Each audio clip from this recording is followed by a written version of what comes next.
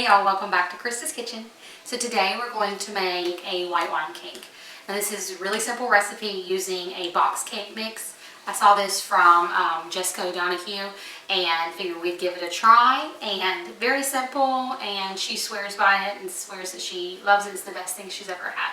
So it does say that you can choose any white wine that you prefer. So of course I chose Landry's. This is a local vineyard, so I really like their wine. It is a peach wine, so I'm hoping that won't change the flavor too much, but I wanted to stick with the white wine that she recommended. But we're going to get it all started, and like I said, super simple, and hopefully it tastes as yummy as she says. Now I do have the oven preheating to 350, and the first thing we're going to start with is a yellow box cake mix. I'm just going to pour this all in. Now this is a very sugar intense cake, just a heads up, which I mean if you're saying cake, I mean we kind of all should expect it. Next thing we're adding in is a box of vanilla jello. This is just a regular size pudding mix. We're going to add in 2 teaspoons of ground cinnamon. Now she also calls this crack cake, but we're going to stick with white wine cake because it does have white wine in it. Try not to get too much, but no wonder it looks so much. Alright, 2 tablespoons. I was a little bit heavy-handed on it. There we go. Not 2 tablespoons, 2 teaspoons. Sorry, y'all. I like cinnamon, so if there's a little bit extra in it, that'll be okay. We're going to add in 1/4 cup of brown sugar.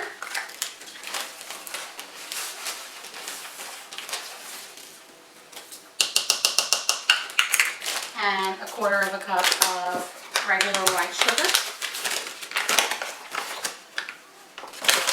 Like I said, very, very sugar heavy. But hopefully it'll be good. You're going to add 1/2 cup of your favorite white wine. So you can do a Pinot Grigio, you can do really whichever you like.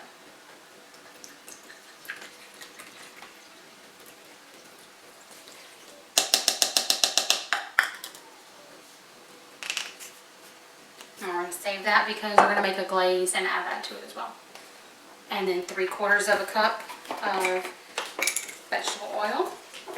Now see my huge thing of vegetable oil. So this is a 1/2 cup measuring. And normally I would use my liquid measuring cup, but these are already dirty, so we're going to use this. And then we're going to add in 3/4 cup of water as well.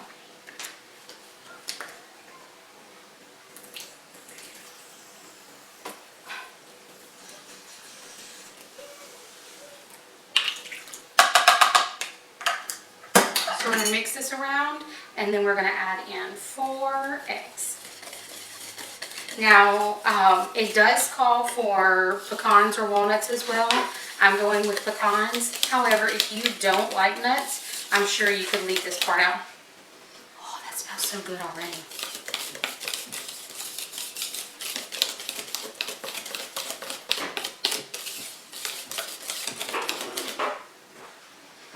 That smells almost like a king cake. And maybe it's because of the cinnamon. I'm trying to break up some of these bigger clumps. And I just like to mix it before I add in my eggs. You can add the eggs in and then mix it. I just don't like to overwork my eggs too much. But we're adding in 4 large eggs.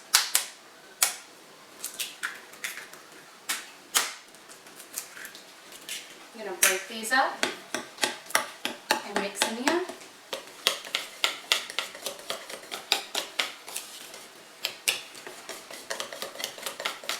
And then we're going to add in 1/2 cup of pecans. Like I said, she said you can use pecans, walnuts. I figure you can leave them out if you don't like it, but I love me some pecans. And I'm okay if I have some extra. I'm just kind of breaking them up so that I have some smaller pieces.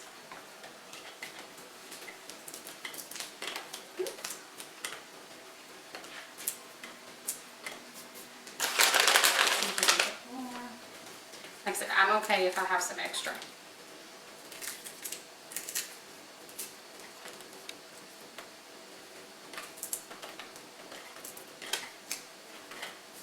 A little bit more.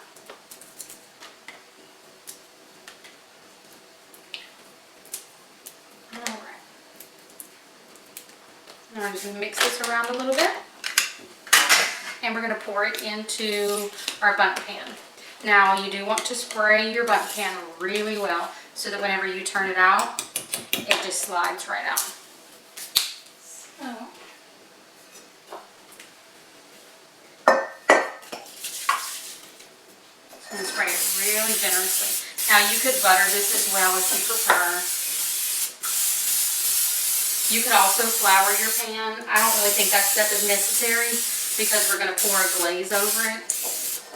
And I think it'll kind of make it stick anyway.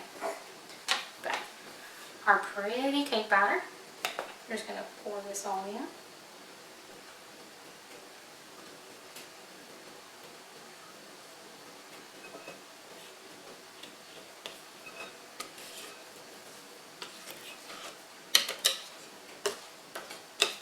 And this is going to go in the oven at 350 for about an hour.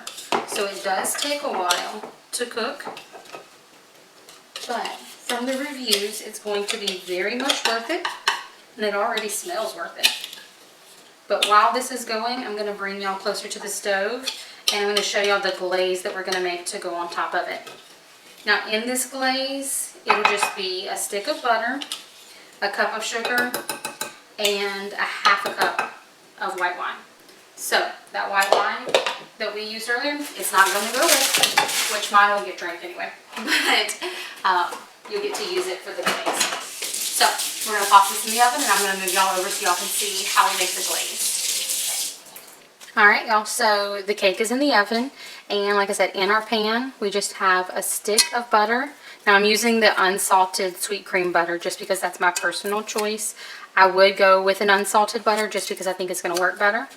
And then we also have 1 cup of just plain white granulated sugar. And I think I had said before a half of a cup of white wine, but it's actually a 1/4 of a cup.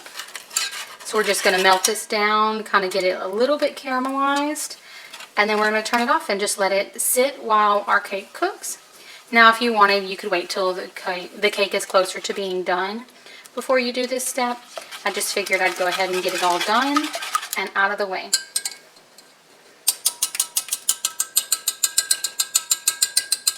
So we're just going to melt and cream all of our ingredients together and let it caramelize just a little bit, and it'll be all ready. Like I said, super simple cake, and I'm hoping it is just as delicious as what she promises. Because if nothing else, it's an excuse to open up a bottle of Landry's white wine, isn't it? Again, you can use a Pinot Grigio or a Chardonnay, anything that you like. I'd probably go with one that you, wine preference you like. That way you can finish the rest of the bottle. But if you're not really sure what your preference is, probably a Chardonnay or a Riesling is going to be a good bet for you. If you have access to a Landry's wine, I definitely recommend that though.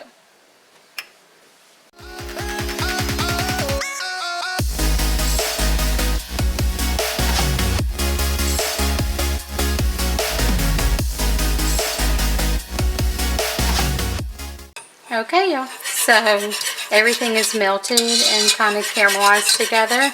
Now we're not trying to make a full-blown caramel, we're just wanting to melt it and get a little glaze. But this is all done. Again, this was just a stick of butter, a 1/4 of a cup of white wine, and a cup of granulated sugar. I'm just going to leave this here. I'll stir it a few more times just to make sure it doesn't burn and stick to the bottom of the pan. But our yummy glaze is going to go over the top.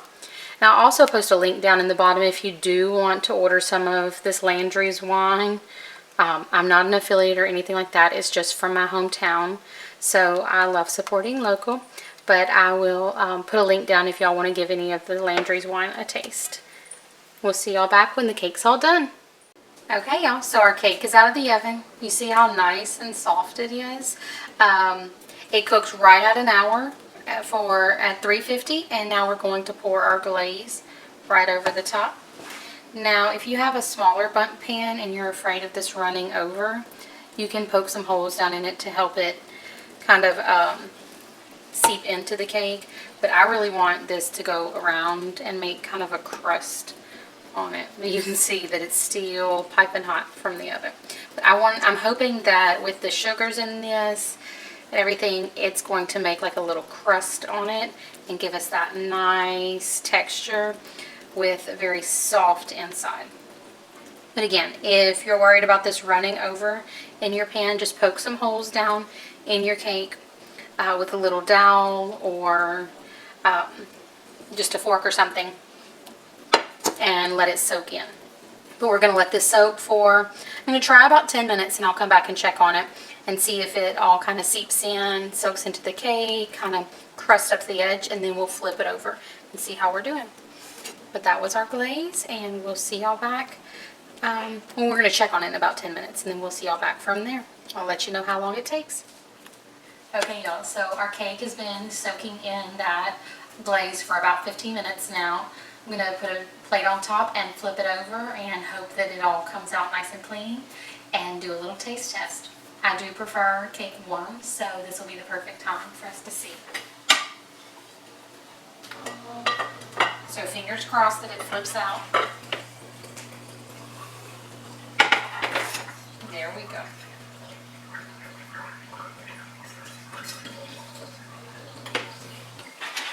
Pretty. Now it's very soft. I was kind of hoping that that glaze would kind of harden and make a little crust and that crunchy texture, but we're still going to see.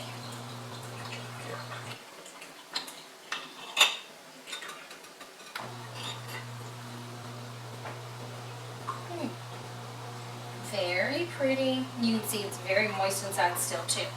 So we're going to take a little fork, taste test. How about a little piece right there?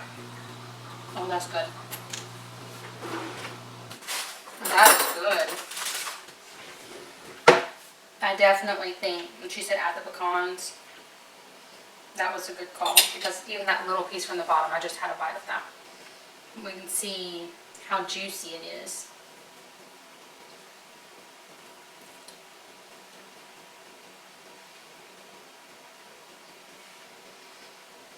Definitely something to make again. It's kind of chewy like a coffee cake, but still has, drop it, a good sponge to it also. Definitely a keeper. I think next time I might see if I can kind of toast up the edges so we just have some texture variation. But after it sits, it might kind of harden and create that crust that I want to.